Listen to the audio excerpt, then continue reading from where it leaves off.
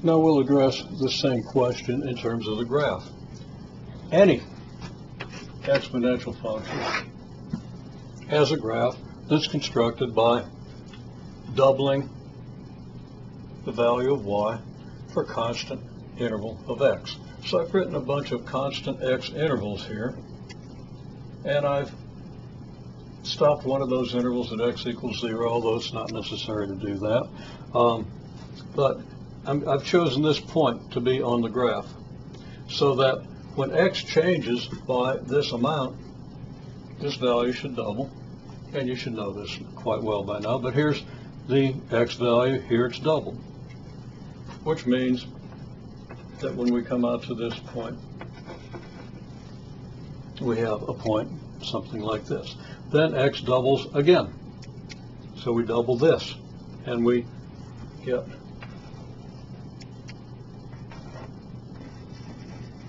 this point. And then we double this, we get up to here, which gives us another point on the graph. And then, of course, we could cut x in half.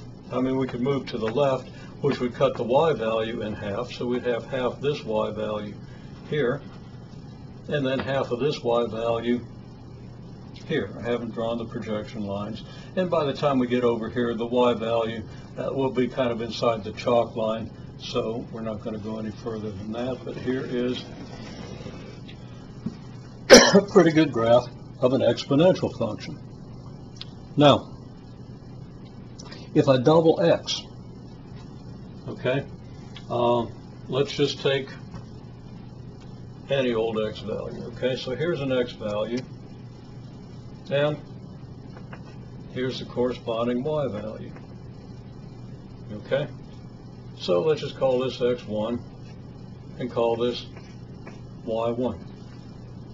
Now let's double x1. So, and you should probably, think about constructing this ahead of me. Just let's see, double x1 and see what your new value of y is. So let's call this value x2.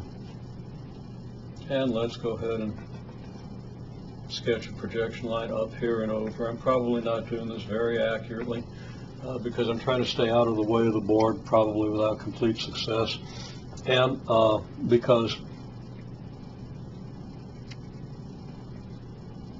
I'm therefore looking at the board at an odd angle. Anyhow, here's y2. Okay, well, let's see. By what factor does x appear to change? Well, I'm sorry, by what factor? Here's y2.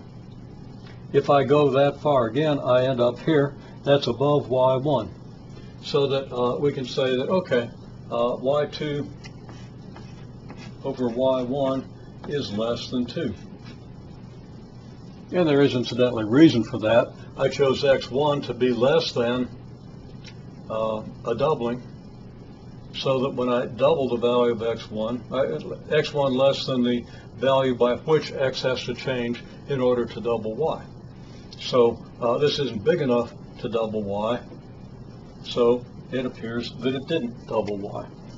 Okay, you might want to think about that. Now let's go ahead and find another point that doubles x2, and we'll call that point x3.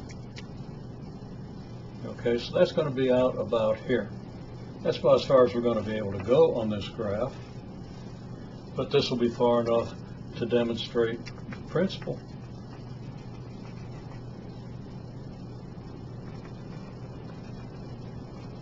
So here is the value of y3.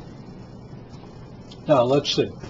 Here's y2, and it's less than y3. So we can say that y3 over y2 is greater than 2. Now this proves that you don't have a constant y factor when x doubles, because, well, think about that. Think about why this proves it. Now I'm going to say a little more, but think about that before I say anything more. Well, one thing we can certainly say is that x2 is bigger.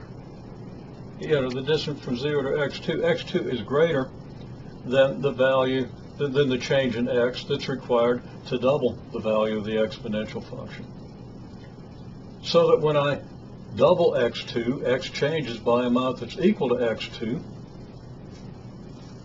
And since that amount is greater than the doubling amount, greater than the x change that would double, we get more than a doubling. You might have been able to hear the rain on the roof. I had to just step out so you can see the back of my shirt. I don't know if you can see. It's a little damp. Naturally left my windows down. I had some stuff that I wanted to keep kind of cool. And so that was a good time for a downpour. Okay. It's no problem. It'll dry out in the next hour or so. Okay, let's see. Where we were was we were talking about this, and again, the fact that if x changes by an amount more than the amount necessary to double y, naturally the y values will have greater than a factor of 2. Okay, the y will more than double, giving you a factor greater than 2. Now I've written some stuff here. Okay, I've got some doubling x values, that is x1, x2, x3, just like we have here, are x values that double.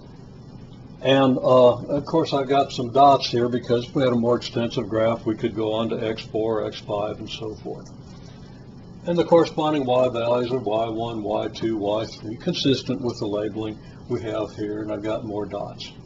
Okay, so, and I can write this in notation that you might or might not be familiar with. You don't have to completely understand this notation, but it won't hurt you to see it right now. That means x sub I is 2 times x sub I minus 1. I being either 1, 2, 3, 4, etc. And then I minus 1 being the number less than that. So let's say I equals 3, then I minus 1 would be 2. And this would say that x3 equals 2 times x2, which is clearly consistent here. And if I was 4, if we had an x4 out there, it would have to be 2 times x.